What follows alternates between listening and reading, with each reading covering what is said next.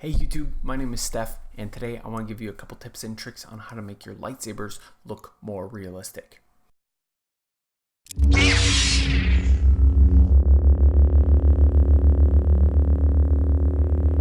So here's a video that I did just for May 4th, just as a fun video. Apparently Jedis are married, as you can see the ring on there. I know, it's just for fun. But there are some subtle hints in here that I wanted to show you, in which made it look a little bit more realistic. I've seen a lot of like fan films and different things like that, and I find that there's a lot of amateur stuff. So I want to give you a couple tips and tricks on how to make it a little bit more realistic.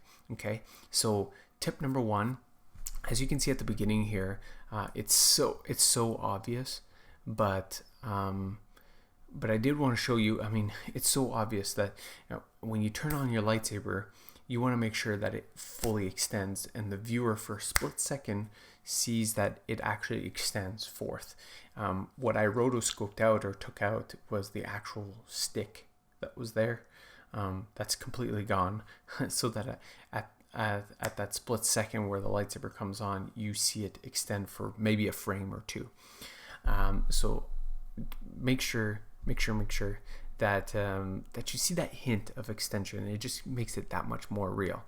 Number two, the biggest tip I guess I could ever give is the fact that I'm actually using like an Ultra Saber lightsaber. So the hilt looks fantastic, looks real. It's got that brush steel or whatever it is, but also, as you can see, it emits light onto my face. I'm shooting in a dark spot purposefully because I want the light source to fill that side of my face. I'm actually using the real light from the lightsaber. What's different than from like episode 1, episode 2, episode 3, episode 4 is that they tend to use lightsabers that have just a stick, and they don't actually emit light. So when you pull up a lightsaber to your face, whatever's on their face is totally fake. Okay, but this is such an easy way to make this like a practical effect, because you see the lightsaber glowing, it's glowing on my face, therefore you automatically think that it's real, or it's using a practical effect in order to make that lightsaber look more authentic, I guess, so to speak. So I'll show you a picture that I found online. Is that Kylo Ren there is actually holding a lightsaber, which is that thin stick, I guess, but it actually emits light. And this was crucial for their dark scenes, because you wouldn't know how the fall off would actually fall onto your actor. So you see it there, but in real life, like something like an Ultra Saber, the core is really fat, and so I sacrificed that.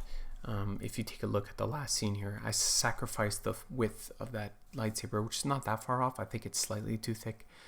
It also casted a bit of a purple hue onto my face, and I didn't really care. In number 7, they do. It does come a little bit more that purplish hue, but that's mostly because it bounces with the red. Tip number 3 would be to, when you're rotoscoping it around you, is that light actually comes from behind you. But what I added was a tiny little lens flare, just that tiny little lens flare at the bottom of the lightsaber that shone across, and it disappeared when it went behind me, and it came back when it was into frame. It's a little bit of that anamorphic lens type look. I added that just as a hint that it's more than just, and it actually flickered as the lightsaber flickered. So I guess tip number 4 would be to add a flicker to it. Video Copilot has a fantastic plugin that's for free. Actually, I'll put it in the link in the description below. But they have a fantastic plugin which actually causes you that you can control the flicker. It's to your taste. I think a lot of people say that it'll probably be quicker, more of a vibrato. But I guess that would be tip number 4, is that to make sure that you add a little bit of flicker as well, that little light, making it look as real as possible as you're holding in your hand, that's there, like a real lightsaber or something that looks real-ish, helps you sell this effect. I added a couple little particles in the background that you can see. That's just for minor effect.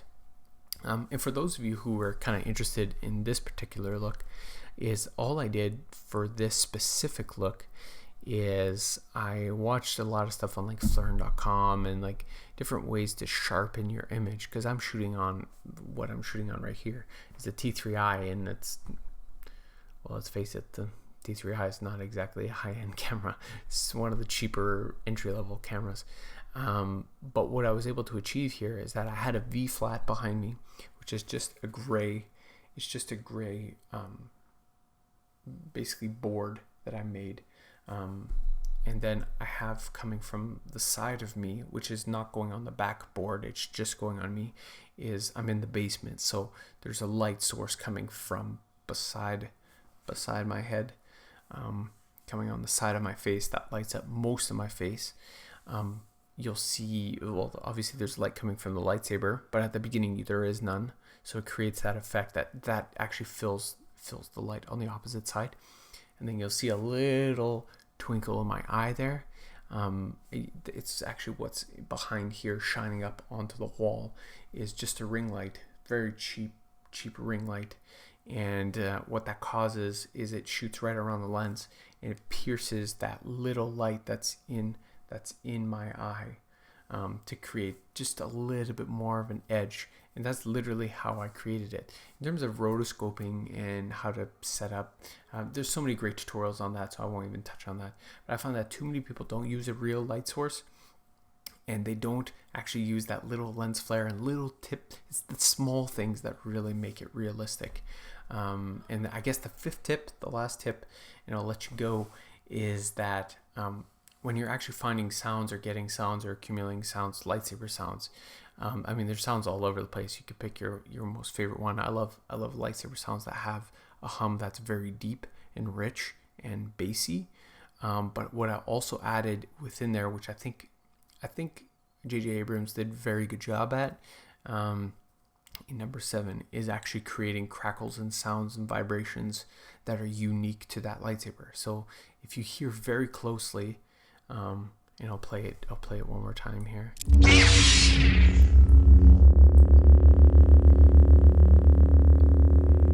So if you hear that, there's some vibratos and a high-pitched ringing sound, and just the little sounds that make it more, that just fills the atmosphere in there. So I would say if you're doing your fan film or whatever, I know you can't do all of these things, but if you apply little tips and tricks, it'll make your lightsabers look a lot more real.